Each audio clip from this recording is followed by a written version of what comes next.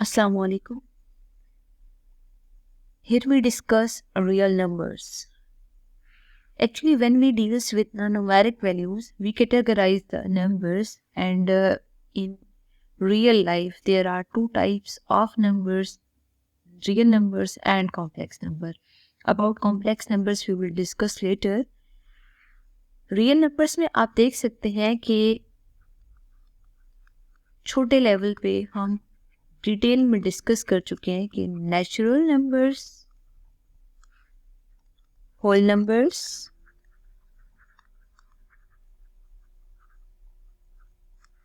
integers,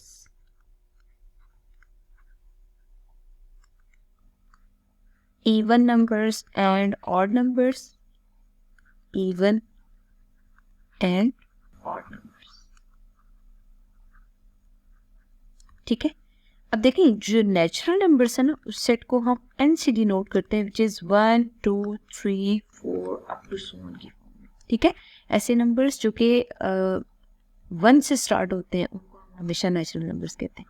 अब देखिए whole numbers की हिंट ये है, ये हमेशा 0 से स्टार्ट होते हैं. ठीक है, मतलब अगर नेचुरल नंबर्स के स्टार्ट में आप 0 लगा देते हैं ना, तो होल नंबर्स बन जाते हैं. इंटीजर्स वो नंबर होते हैं जो कि 0 से स्टार्ट होते हैं, बट बाकी सब नंबर्स प्लस माइनस की फॉर्म में डिफाइन होते हैं. ठीक है, अच्छा इसी तरह इवन नंबर्स हमारे पास +-2, +-4, +-6 अप टू सो ऑन की फॉर्म में डिफाइन होते हैं.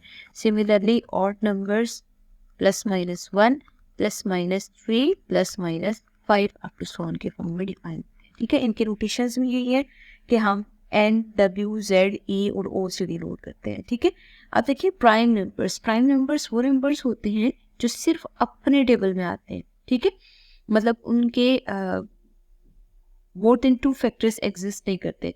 फॉर एग्जाम्पल आप देखिए 2, सिमिलरली 3, 5, 7 अप टू वो नंबर जो सिर्फ अपने टेबल में आ रहे हो, मतलब जिनके 2 से ज़्यादा फैक्टर्स एग्जिस्ट ना कर रहे हो, उन्हें हम प्राइम नंबर्स कहते हैं. और कंपोजिट नंबर वो नंबर होते हैं जो कि प्राइम नहीं होते. तो वो नंबर जो कि प्राइम नहीं है वो हमारे पास कंपोजिट में आ जाएंगे. अब देखिए जब हम नंबर से डील करते हैं तो सबसे पहला काम तो ये है कि हमें इन नोटेशंस के बारे में पता होना चाहिए, और हमें पता होना चाहिए कि ये नंबर्स कौन से. अब हम सेट ऑफ रियल नंबर्स में 2 तरह की नंबर्स डिफाइन करते हैं, रैशनल एंड इरैशनल नंबर्स. ठीक है, वो नंबर्स जो कि रैशनल होते हैं वो इरेशनल नहीं होते, और वो नंबर जो कि इरेशनल होते हैं वो रैशनल नहीं होते.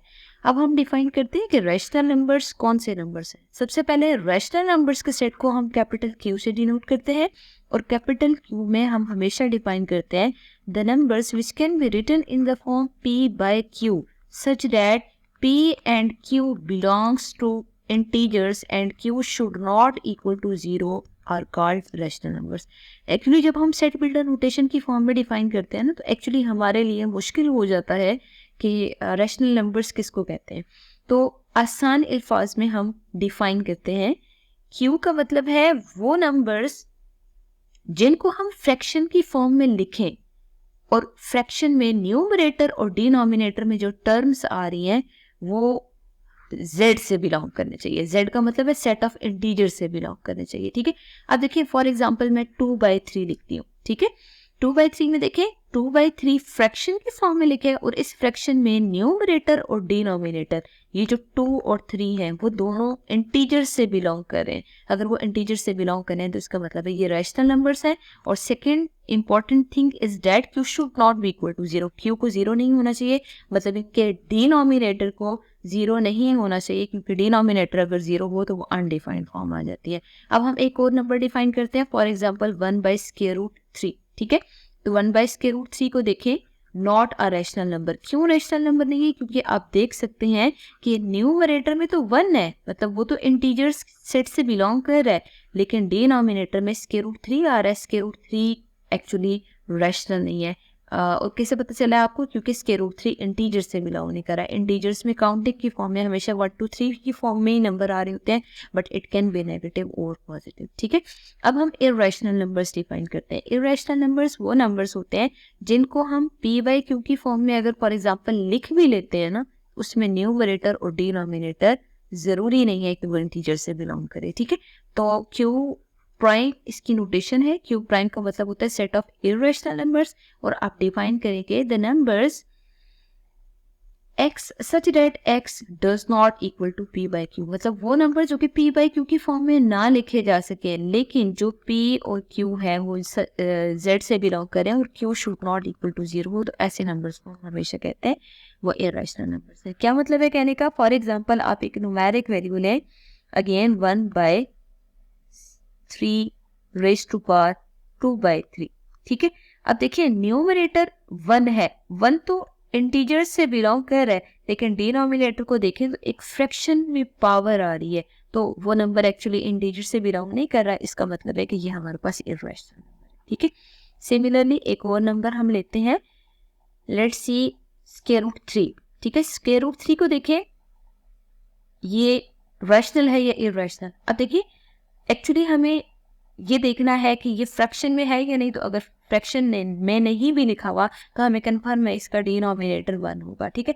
अब देखिए जो नंबर हमने फ्रैक्शन की फॉर्म में डिफाइन किया है ना, तो इसमें आप गेस कर सकते हैं कि न्यूमरेटर एक्चुअली इंटीजर से बिलोंग नहीं कर रहा, बेशक डिनोमिनेटर इंटीजर से बिलोंग कर रहा हो, तो एक्चुअली ये जो नंबर है वो हमारे पास इर्रेशनल नंबर है। तो हिंट ही आपने याद रखनी है, हर वो नंबर जो कि स्क्वायर रूट की फॉर्म में आ रहा है और स्क्वायर रूट के अंदर यहाँ पे प्राइम नंबर्स मौजूद है या ऐसे नंबर्स मौजूद है जिनका प्रॉपर स्क्वायर रूट एग्जिस्ट नहीं कर रहा, मतलब वो परफेक्ट स्क्वायर नहीं है, तो इसका मतलब ये है कि वो नंबर्स इर्रेशनल नंबर्स होंगे।